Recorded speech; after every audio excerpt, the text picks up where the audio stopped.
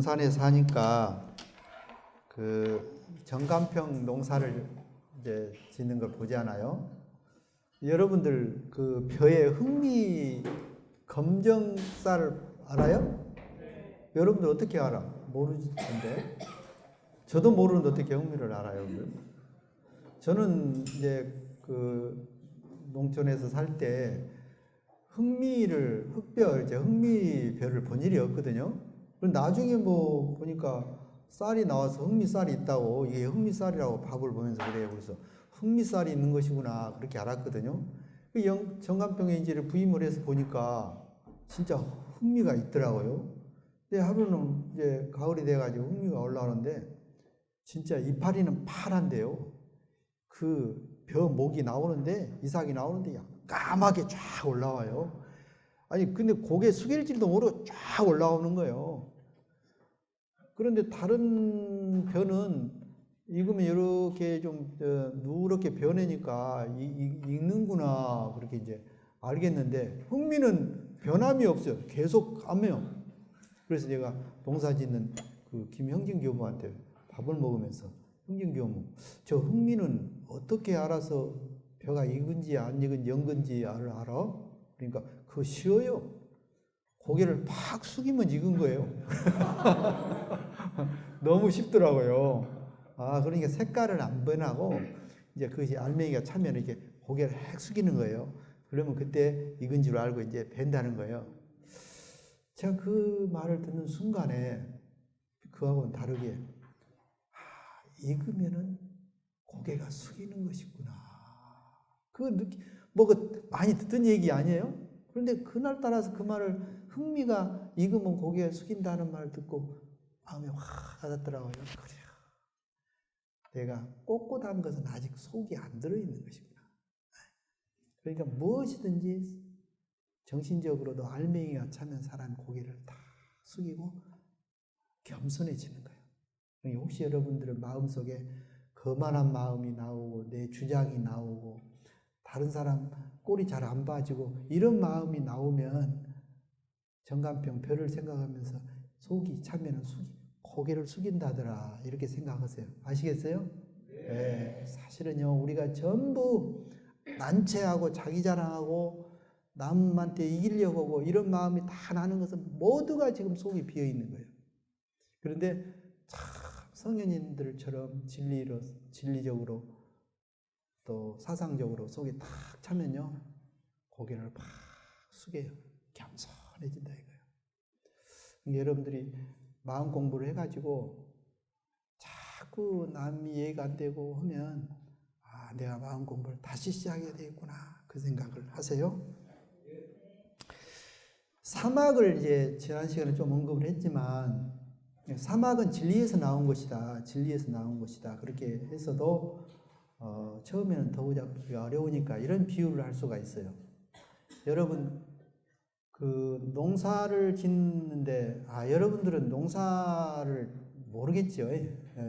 저는요 어려서 농사를 짓는 걸, 부모님 농사 짓는 걸 다 봐서 아는데, 하여튼 아는 데까지만 알아보세요. 자, 농사를 짓는데 농사에서는 제일 중요한 것이 뭐냐면요, 좋은 전답을 가져야 돼요. 밭을 그 장만하든지 논을 장만하든지 하여튼 그 전답이 장만이 돼야 농사를 지어요. 근데 그 논이 좋아야 돼요. 어떤 논이 좋은지 아세요? 일단은 물을 빼고 드리는 것이 좋아야 돼요. 물을 필요하면 드릴 수 있고 필요 없을 때는 뺄 수 있고, 이것이 물이 잘 이렇게 돼야 돼요. 그리고 햇볕이 잘 들어야 돼요. 이게 아주 중요한 거예요.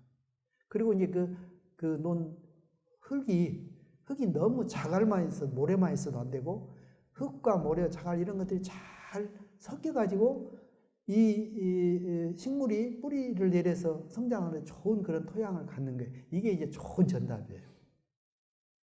이게 얼마나 중요한지 몰라요. 여러분 농사 안 지어서 모르지? 진짜 농사 지어본 사람은요, 거기다 벼 심었을 때 그것이 제대로 물이 안 빠지고 가지고 노랗게 이게 거기서 죽는다든가 말라 죽는다든가, 농부는요 정말 속 타요. 그런데 딱 심었는데 어제 심었는데 다음 날 갔는데 딱 생기가 돋아. 이게 생기가 막 기분이요 너무 좋아요. 그래가지고 탁 성장하면 그렇게 좋을 수가 없거든요. 그래서 정말 이 밭이 좋아야 되고 밭이 좋아야 돼요. 이게 수양이에요. 수양이라고 하는 것은 농사 짓는 사람이 이 밭이 토양이 잘 되어 있는 거예요. 기초가 잘 되어 있는 이게 수양. 아시겠어요? 그러니까 만약에 내가 수양이 안 됐다, 일심 공부가 잘 안 됐다 그러면 농사 짓는 사람이 이미 기초 밭이 안 다듬어져 있는 거야. 물도 안 빠지고 뭐 햇볕도 제대로 안 들어오고. 저 어른 계시네. 어른 제 말씀 맞죠? 예, 잘 아시겠네. 그래서 수양이 이렇게 중요한구나 하는 걸 알으셔야 돼요.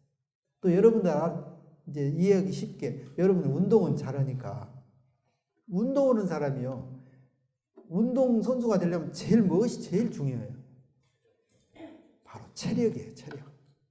자, 운동을 잘하려면 체력이 좋아야 되고 기술이 좋아야 되고 그 다음에 거기에 따른 훈련이 받쳐줘야 돼요. 이 세 가지가 꼭 돼야 돼요. 그런데 체력이 타고날 때부터 체력이 안 받쳐준다. 그건 안 돼요. 그건 아주 그 운동 종목에 안 맞는 거예요. 기술이 없어. 그러면 안 돼요. 거기에 또 체력과 기술이 조합이 돼서 훈련이 완전히 해서 몸이 배워버려야 된단 말이죠. 자, 수양이 뭐냐? 체력이에요. 체력. 알았어요? 자, 그러니까 여러분들이 열심히 염불과 자선과 일심 공부를 해가지고 내 정신의 이 수양력을 기른다고 하는 것은 운동선수의 체력을 기르는 거예요. 그만큼 중요해요. 기초예요, 기초. 그러니까 정말 우리가 앞으로 큰 일을 여러분들 도모하고 큰 인물이 되고 큰 사업을 하고 그런 인물이 되려고 하면 이 정신의 체력, 수양력의 체력을 기르는 수양 공부가 그처럼 중요하다. 그걸 명심하셔야 돼요. 우리말에 가랑비에 옷 젖는 줄 모른다. 그 말 들어보셨죠? 네. 한번 해보시죠. 시작. 가랑비에 옷 젖는 줄 모른다. 가끔씩 그거 하세요. 다시 한번 해보세요. 시작. 가랑비에 옷 젖는 줄 모른다. 참, 그전에는 그런 말이요. 그냥 어른들이 흔히 그냥 속담으로 하는 일로 그 말씀을 들었는데 저는요, 지금 들으면요, 그런 말씀이 너무 의미가 깊어서 너무 좋아요. 보세요. 가랑비는 비 같지 않잖아요. 맞아도 괜찮지 않아요. 여러분들은 가랑비 오면 여러분 청년들은 시내 전혀 상관없이 걸어 다닐 거예요. 그런데 그것이 맞게 되지 않아요? 옷에 정말 젖어들어요. 그런데 그 듣는 것은 좋아요. 그런데 그 옷 젖는 줄을 모른다는 게 중요한 거예요. 몰라요. 자, 수양력이라고 하는 것은 마음의 변화, 훈련이라고 하는 것은 그렇게 변화되는 거예요. 가랑비에 옷 젖는 줄 모르게 젖어서 변화가 일어나는 거예요.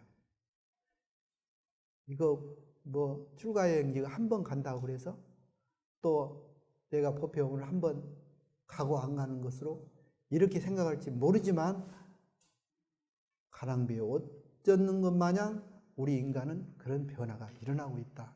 이게 참 훈련에서 매우 중요한 정신이에요. 여러분의 현재의 모습은 가랑비에 옷 젖어서 여기까지 온 거예요. 그렇게 온 거예요. 어느 날 갑자기 된 거예요.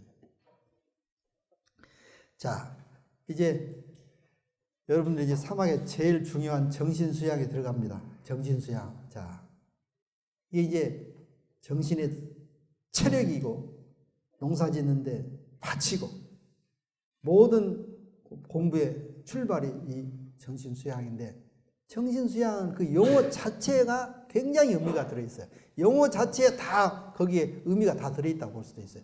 자, 정신, 수양. 정신이 뭐예요? 정신. 굉장히 쉬운 말이 아니잖아요. 그런데 정신이라고 하는 것은 뭐냐? 이제 경전에서는 이런 말이 있어요. 성품이란 말이 있고 정신이란 말이 있고 마음이란 말이 있고 뜻이란 말이 있고 영혼이란 말이 있어요. 이런 말이 전부 다 유사한 것 같지만 그 내용에서 조금씩 차이가 나거든요. 자, 그 개념을 좀 우리가 정리해 볼 필요가 있어요. 이 성품이라고 하는 것은 이 정신의 바탕이에요. 바탕이 된다.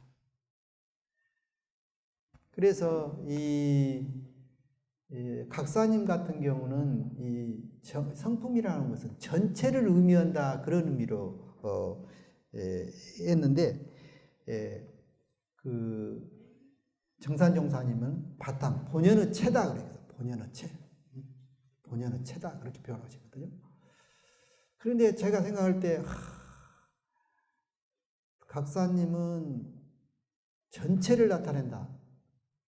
정신의 전체를 나타낸다. 이렇게 하시고 정산종사님은 이 본연의 체다. 그러니까 이 성품이라고 하는 것은 우주의 아주 근본 바탕이다. 이런 의미예요. 근데 그것은 이제 쉽게 이해가 안 된다고 하지만 연말을 해보시고 그 다음에 이제 성품에서 정신이 나왔어요. 그 성품에서 바로 나온 것이 한반 나온 것이 이제 정신이요.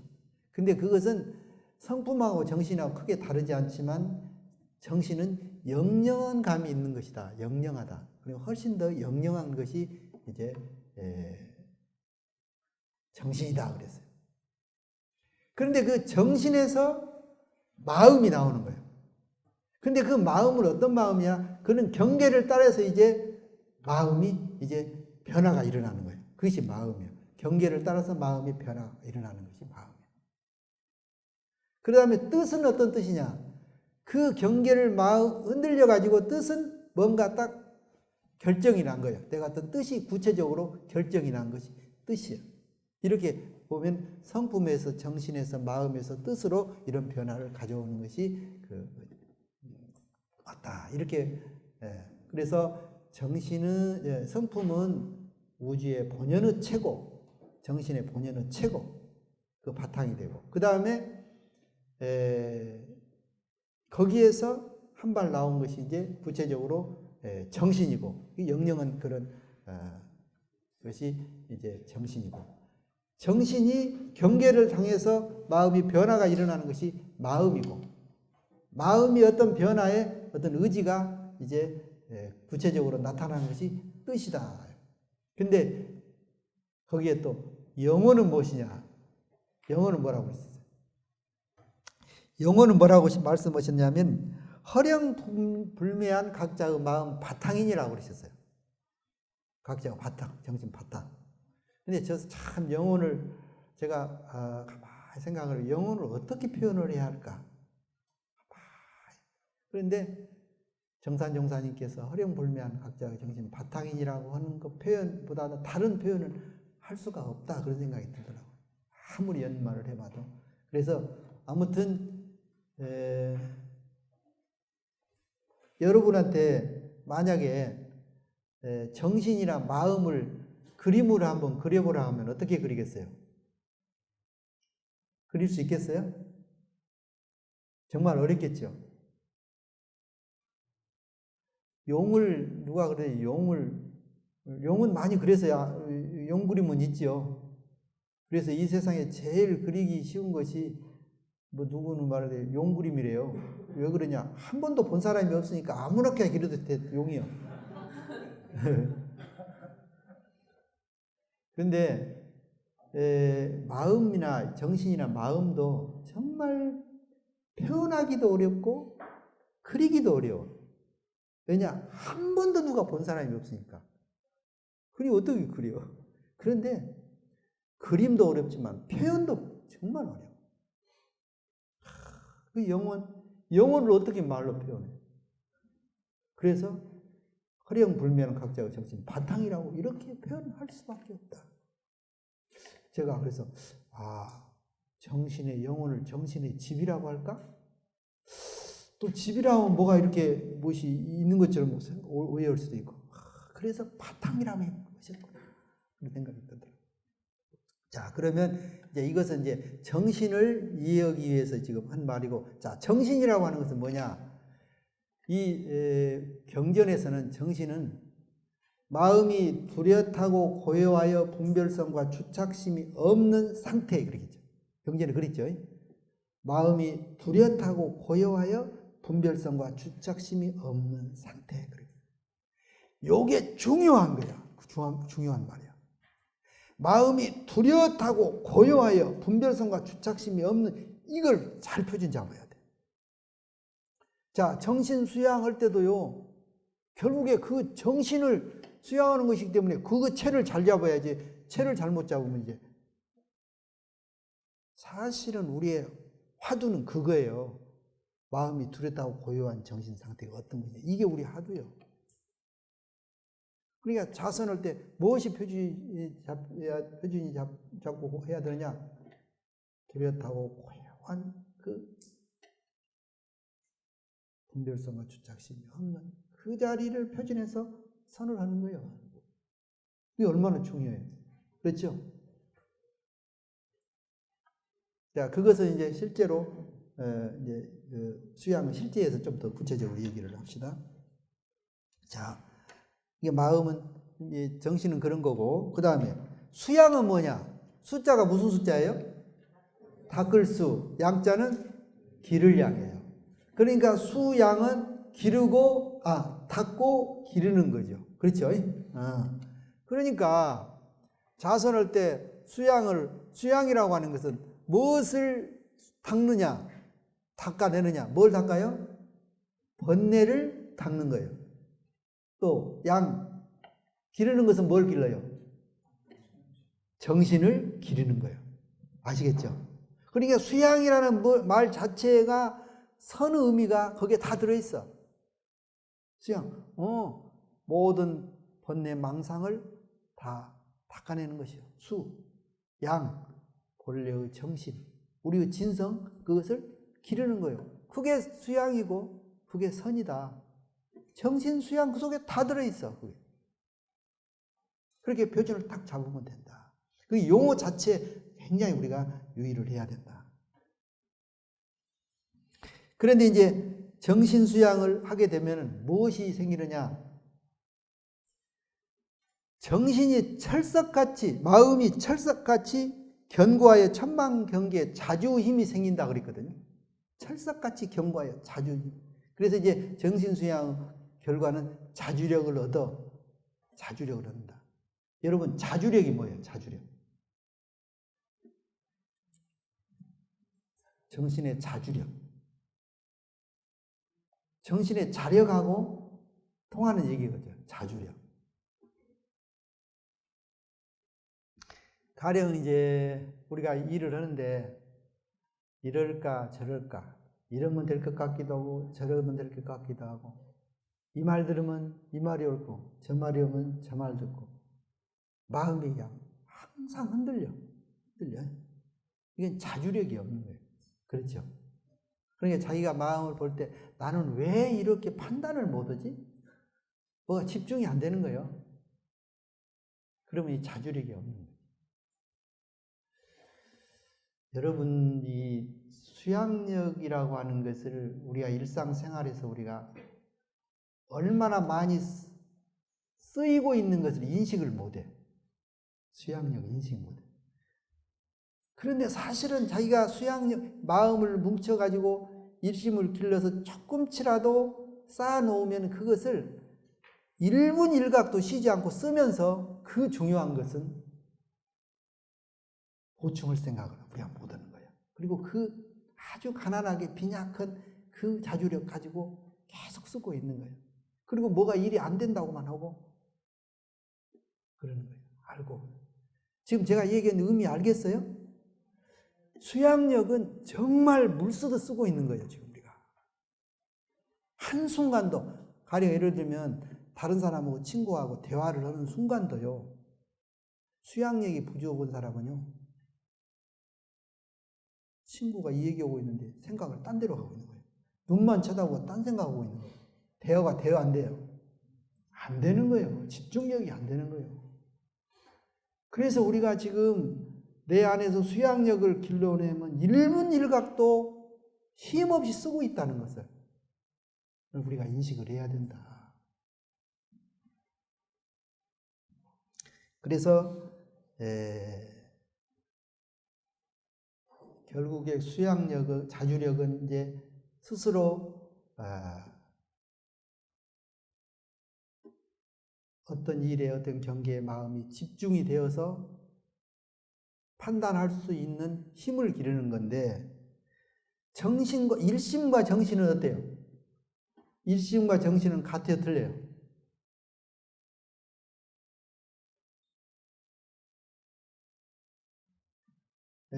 그 일심과 정신은 같다고 봐야 돼요. 같다고 보면 됩니다. 정신이 바로 일심이다. 그래서 이 평소에 무슨 일을 할 때 집중력 훈련이 매우 중요합니다. 매우 중요합니다. 회사를 할 때 어떤 사람은요, 무슨 일을 하다가도요, 일을 안 끝내고 딴 일을 또 시작해요. 또 저리 가서 일을 안 끝내고 또 딴 일 시작해요. 그런 사람은 주변이 많이 어지러져 있어요. 가서 보세요, 주변 자기. 그 사람은 집중력이 없는 사람이고, 집중력이 없는 사람은 수양력이 부족한 사람이에요. 자기가 진단을 해야 돼. 근데 나는 무슨 일을 하게 되면 차분하게 그 일을 다 마치고 다른 일에 간다.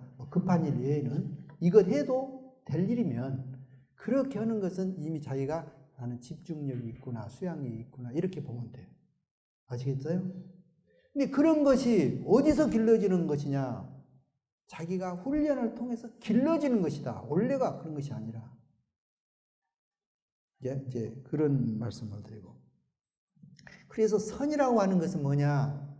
선이라고 하는 것은 결국에 그 일심, 정신, 일심, 그것을 계속 길러서 힘을 얻는 것이고, 그것이 집중력을, 일을 끝까지 마무리할 수 있는 힘을 기르는 것이 이제 정신이고 일심인데, 그것은 정말 오랜 반복되는 연습과 훈련을 통해서 길러지는 것이다. 원래 정해지는 것이 아니라 길러지는 것이다.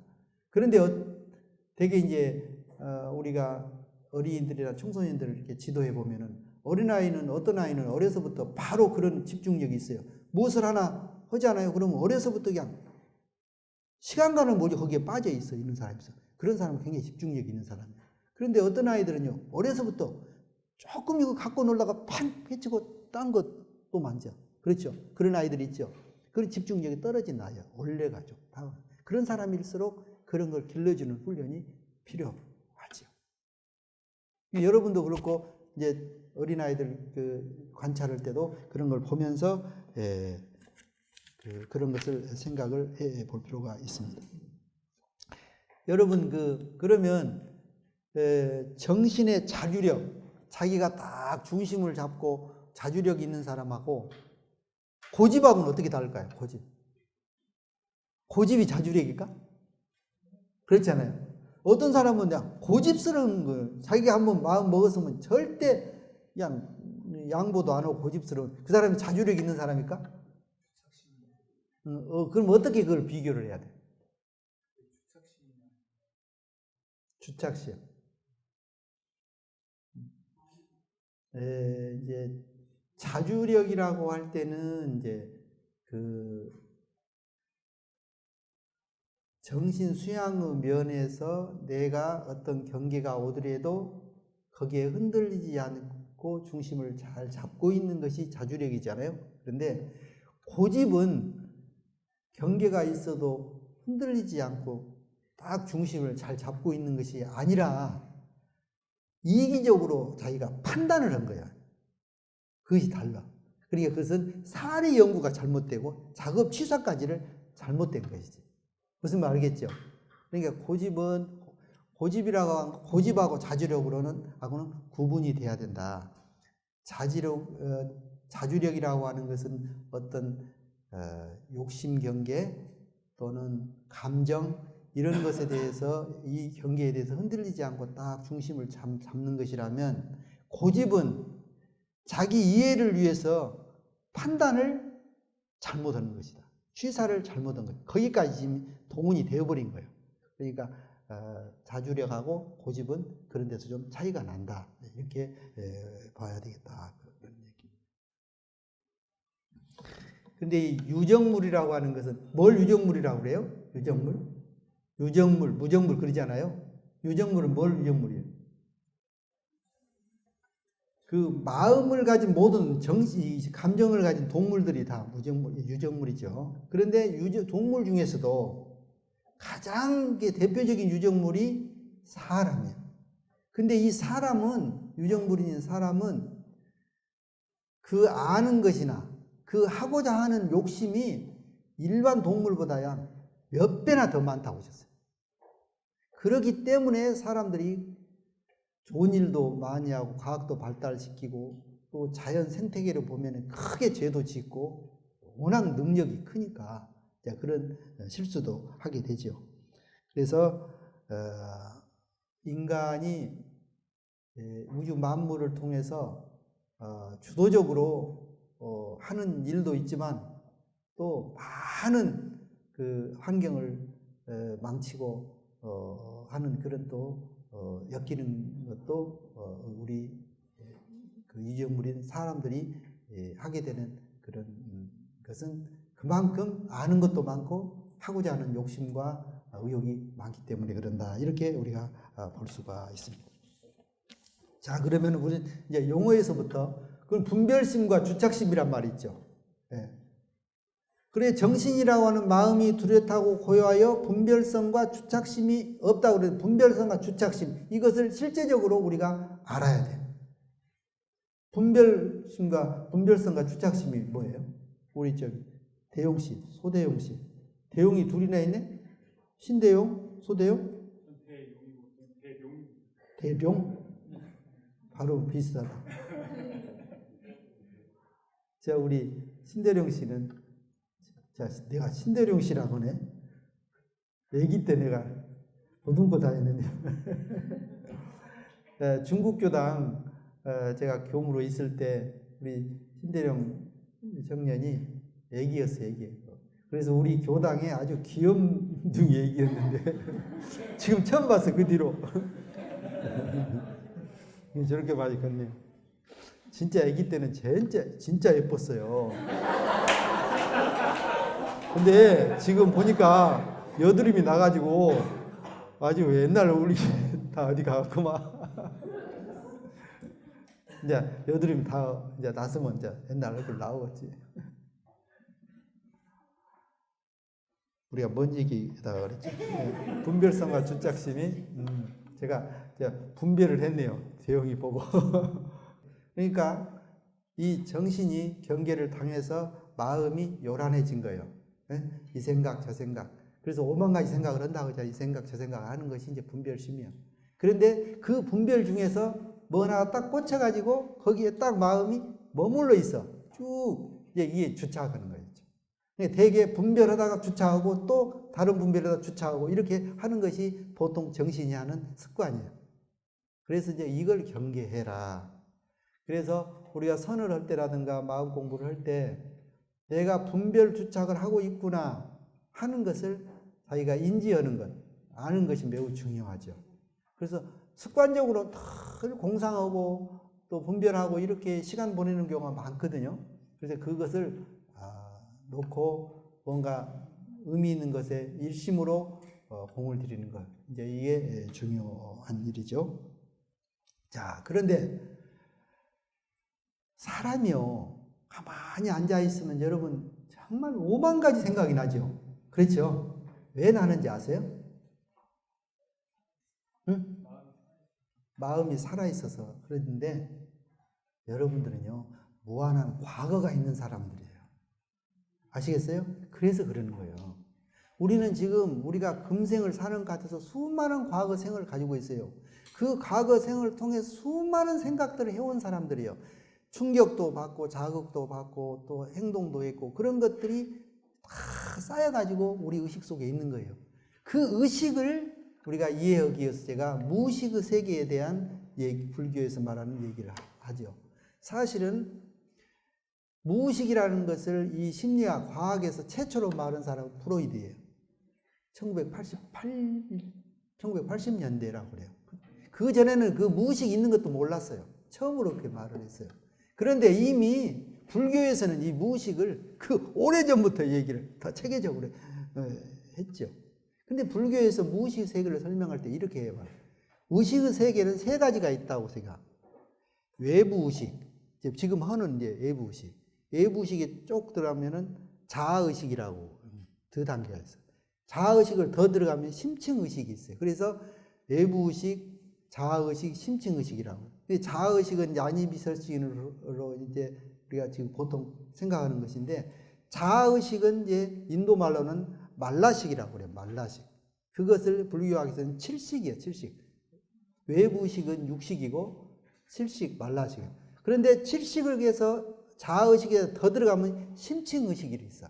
거기는 팔식이라고 불교는 아레아식이라고 그래요. 함장식이라고 그래요. 이 의식이 그렇게 돼 있거든. 그런데 함장식에서 더 들어가면 그때가 이제 자성이라고 그러죠. 근데 되게 의식을 얘기할 때는 그 80가지를 얘기를 하죠. 외부의식, 자아의식, 심층의식 세 개로 되어 있는데, 프로이드가 얘기하는 무의식이라고 하는 것은 어디서부터 무의식이냐면은 자아의식에서 심층의식까지를 이제 무의식이라고 우리가 표현하는 거예요. 그런데 무의식 가운데서도 그 말라식, 칠식, 아레아식은 이제 한 생을 살면서 깊이 꿈에서도 생각하고 이렇게 무의식이 있다가 그것이 더 들어가 가지고 심층 의식으로 들어가면 그 의식은 다음 생까지 가버리게 돼 있어. 이게 중요해. 그래서 그것이 이제 함장식이라고 하는 거예요. 그러니까 우리가 보통 여기서 살아가면서 뭔가 깊이 생각을 하지 않아요. 계속 생각을 하다가 그것이 생각을 계속 하다 보면 어느 때 그것이 깊이 들어가 버리면 심층의식으로 들어가 버리면 그것은 다음 생에도 가지고 간다 이 말입니다. 그러니까 우리가 지금 가지고 있는 생각들 중에는 금생의 경험에서 생긴 것도 있지만 전생으로부터 수많은 생을 통해서 심층으로서 세계에서 온 그런 의식이 수없이 쌓여 있다 알아야 돼요. 그런데 나도 그러지만은 남도 그래요. 근데 왜 저 사람은 엉뚱한 저런 생각을 할까? 그렇게 할 수 있잖아요. 그걸 이해를 해야 돼요. 나도 내 생각에 일어나는 것을 이해를 해야 되고 남도 이해를 해줘야 한다 이 말이에요. 그런데 부처님께서는 불교에서는 이런 걸 다 분석을 해낸 거예요. 그런데 이제 보면은 이런 거예요. 우리가 무엇을 하지 않아요. 어떤 노래를 이제 하는데 처음에 노래를 많이 했어요. 많이 해서 어떤 노래를 춤이 되고 그런데 나중에 그것이 하다 보니까 아주 좋아졌어. 좋아진 정도가 제가 볼 때는 자아의식까지 온 거예요. 무의식이 되겠어. 그런데 좋아지는 정도가 아니라 한참 좋아지면 나중에 어쩐 줄 아세요?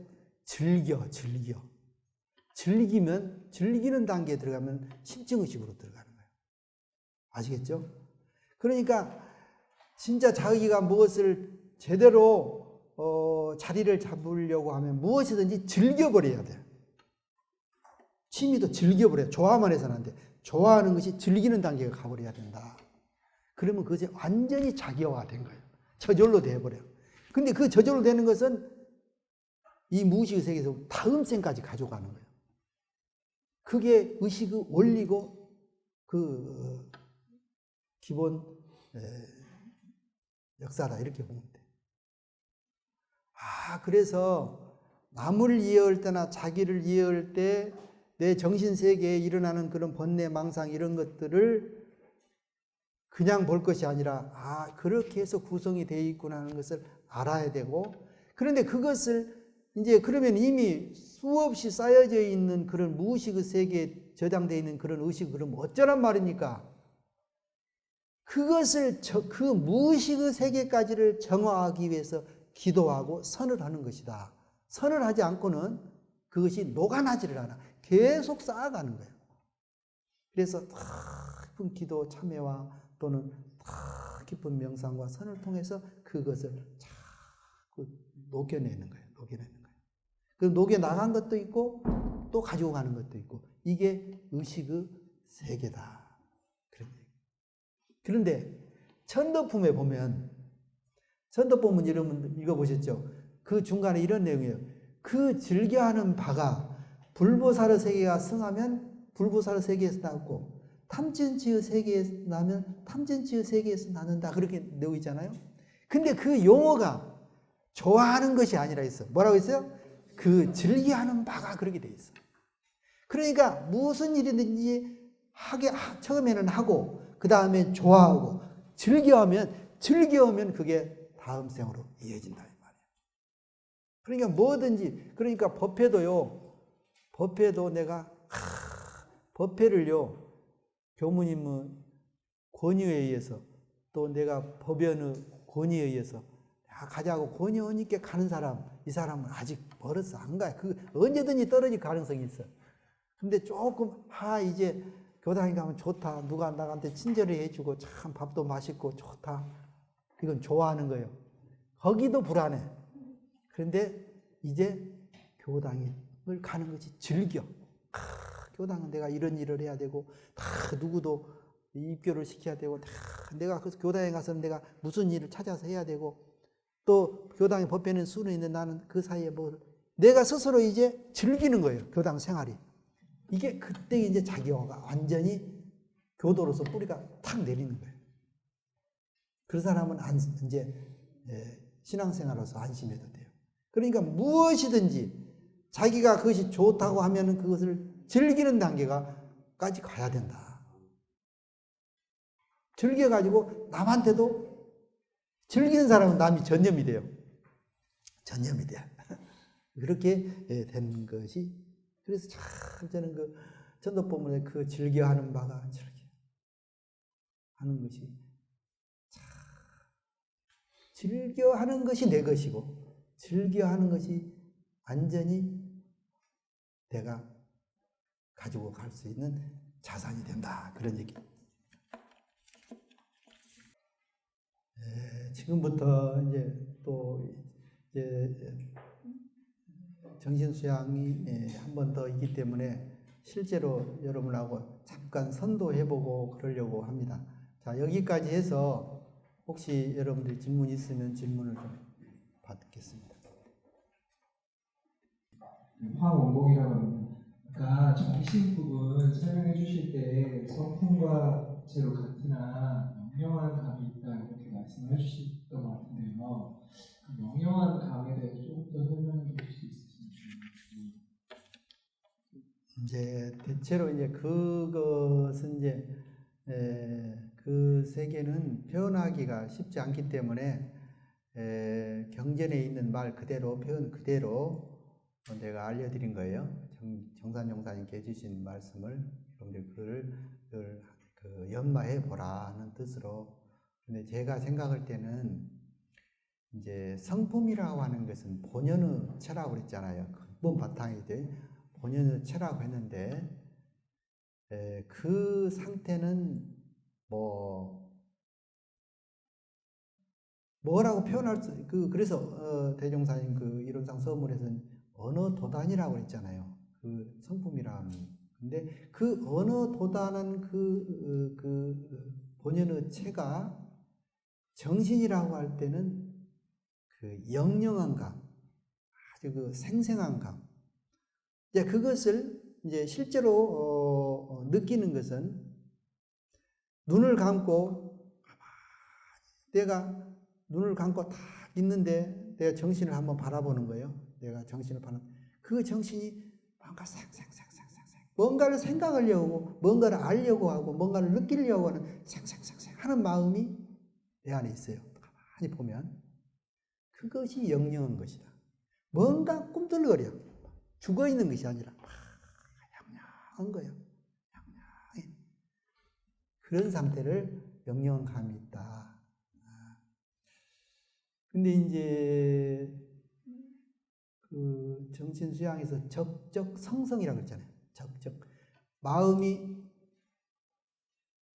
뚜렷하고 고요하다 그랬잖아요. 뚜렷하다는 것은 성성한 것이고 고요하다는 것은 적적한 거예요. 그러니까 그 성성한 것, 그렇죠? 고요한. 근데 성품이라고 하는 것은 성성하기도 하고 적적하기도 한 것이지만 그 정신이라고 할 때는 그 성성한 것이 조금 더 이제 활동을 하는 뭐 그런. 자선할 때요, 제일 경계해야 할 것은 그냥 고요하다가 보면 무기로 빠져버릴 수 있고, 성성하다 보면 번뇌로 빠져버릴 수 있어요. 그러니까 무기로도 안 빠지고 번뇌로도 안 빠지고 그 가운데 선을 딱 가요. 그리고 마치 애나무 다리를 걷는 거예요. 한쪽에는 무기, 한쪽에는 번뇌.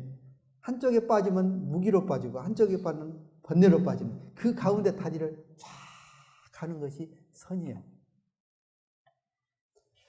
이제 내일 시간에는 수양에 대해 좀 더 구체적으로 여러분들 이제 가르쳐 드리겠는데, 수양에 대해서 하여튼 다 어떻게 우리가 수양을 잘할까, 여러분들이 다 공을 들이라 그래야 된다고 생각이 들거든요.